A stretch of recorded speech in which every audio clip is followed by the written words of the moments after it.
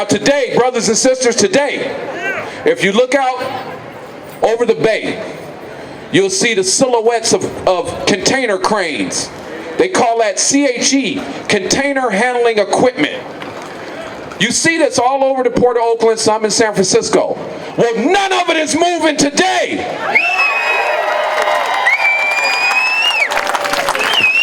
None of it is moving today because back in 2005, the membership of the ILWU Local 10 decided that we need to put more focus on May Day, the real Labor Day. Now, for those of you who don't know what May Day is about, in 1886, we had some strong brothers and sisters that stood up similarly like you're doing today, but it was a much rougher fight. Some of them lost their lives. They lost their lives so that you and I can enjoy good working conditions, so that you and I can enjoy respect from the corporate bosses instead of tyranny. It was a fight for the 8-hour day, because before that, the employers in this country used to work poor people to death, literally to death. In some places, it's still happening currently today.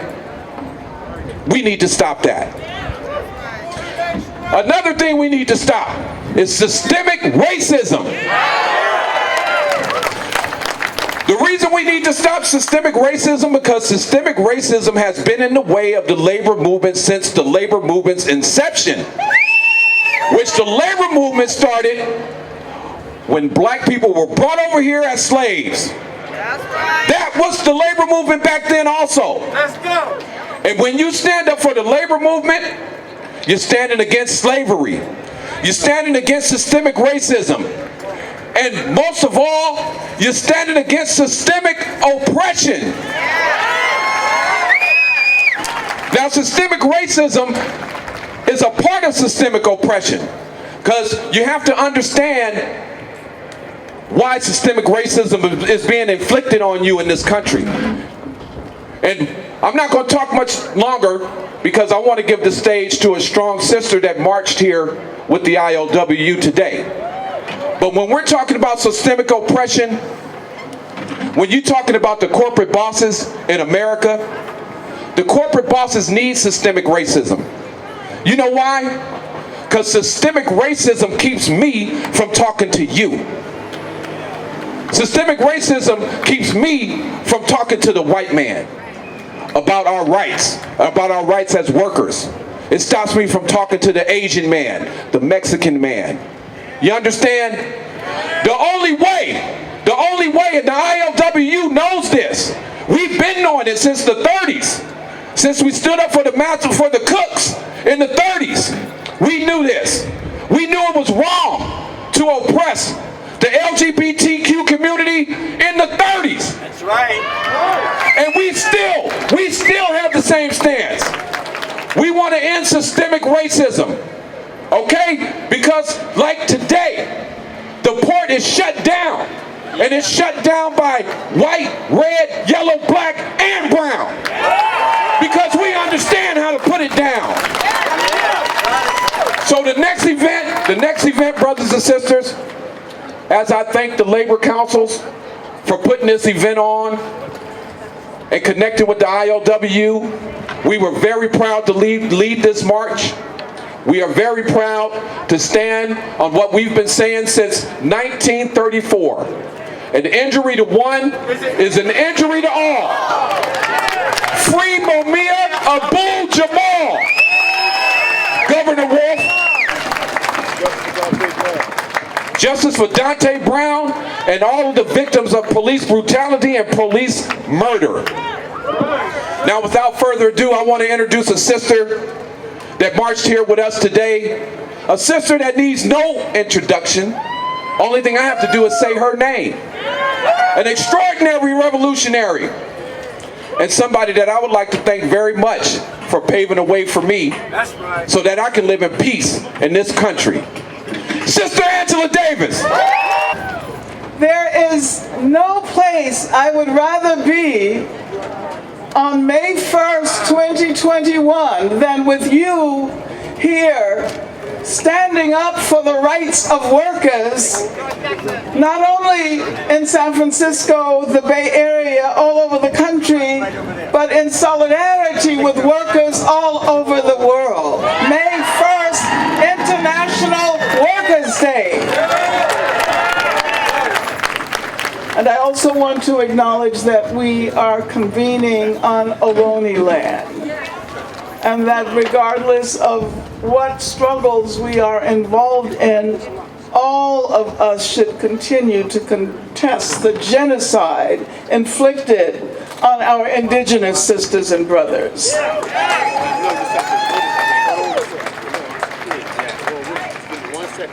So let me first of all thank Trent behind me, Trent Willis, the president of the ILWU Local 10, for inviting me to march with you at the head of this march, the head of this parade that observes the 1934 maritime and general strike in San Francisco.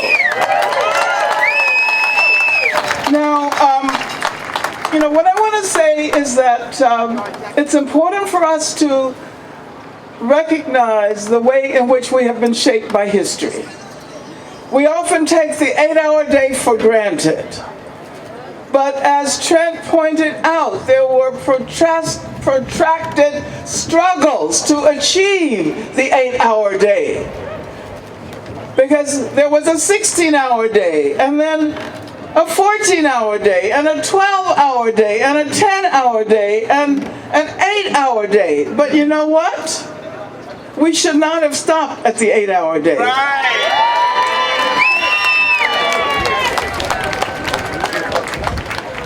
We should be maybe at 6, but I think we should be at 4.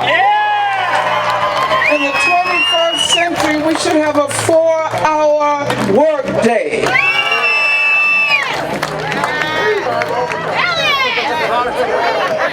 And of course, we all know that the best way to prevent workers' unity is to use racism, is to use patriarchy, xenophobia. And therefore, the role of the working class is to be up front in the effort to dismantle systemic and structural racism.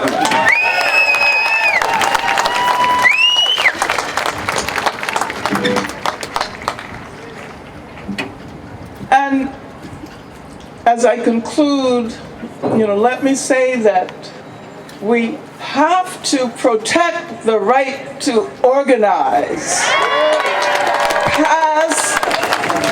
Pass the PRO Act. We have to protect the right to organize.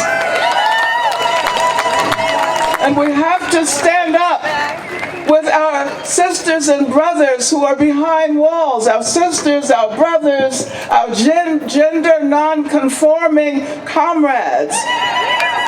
And as Eddie pointed out, abolish the prison industrial complex. And we want to be able to look forward to a world in which the repression of police, the racism of police, is no longer necessary. As a matter of fact, I think we want to abolish the police as well. I think we want new ways of imagining safety and security. We want housing, we want schools, we want jobs, we want free health care for all. And we say no more George Floyds. No more Breonna Taylor. No more Dante Wright. No more Oscar Grant. No more Stephen Clark. No more Sean Monterosa. No more Sean Monterosa. And we also say Labor united will never be defeated. Labor united will never be defeated. With us, with the ILWU contingent here for May Day 2021. All right. Thank you. You want to say anything? Well, it's an honor to be here. My heart has always been with ILWU. There were many organizers from this union who fought for my freedom, and I wouldn't be standing here this morning if not for your work. But thank you for holding up the flag of struggle. Yeah. And we will end racism, and we will eventually overturn capitalism. Yeah! Right on, and the ILWU is going to help her. All right, brothers and sisters, listen up. This building that we're in front of right now is the Chilean Consulate. As we speak, as of yesterday, the Chilean Dockworkers went on strike. They went on a general strike. Yeah. And brothers and sisters, that might be something we need to do in this country. Yeah. All right, so we want to show solidarity with the Chilean Dockworkers for sure, especially on this holiday, this May Day. All right, and for those who don't know, May Day originated in 1886 in Chicago. It is an American holiday. That's right. But America is the only country damn near that don't celebrate it. Yeah. Why is that? Because the powers that be in this country do not want you to celebrate that holiday with the rest of the world. But the ILWU does. Yeah! No work, no work. So we want to send a clear message to the Chilean government. Those dock workers, we want them to have a contract now. Yeah. Contract now. Yeah. Contract now. Contract now. Contract now. Contract now. Contract now. The Longshore Union, Local 10, has a long history of international labor solidarity. In 1973, when the military dictator Pinochet established a coup in Chile, we opposed that, and we boycotted ships from Chile. But the most important thing we did was we stopped shipping bombs to Chile to stop the Pinochet government from terrorizing the population. Yeah! What happened in that coup was they amassed all the leaders of the trade union movement and the left in Chile. And they massacred them. Massacred thousands. For instance, Victor Jara, the great singer and guitarist, had his hands chopped off and then massacred. This is how they treated the trade union movement and leftists in Chile. And we're saying we stand in solidarity with the working class of Chile today. So just repeat, please. The Longshore slogan is an injury to one is an injury to all. Then in Spanish, que viva la huelga general. An injury to one is an injury to all. Que vive la huelga general. Thank you. ¿Cuál es la pregunta? What is the question? Ya, nosotros somos trabajadores chilenos aquí en San Francisco. Estamos en apoyo a las movilizaciones de los trabajadores de la conmemoración de este día, pero al mismo tiempo queremos mandar un mensaje de apoyo a las organizaciones populares de trabajadores en Chile que están en huelga, en un strike, porque estamos con un gobierno que viola los derechos humanos y que tiene cero legitimidad en la ciudadanía. Y nosotros somos la cuna del neoliberalismo y los trabajadores tenemos que estar unidos en contra del neoliberalismo. People have lost one eye because the police shoot at their faces, similar to the times of Pinochet.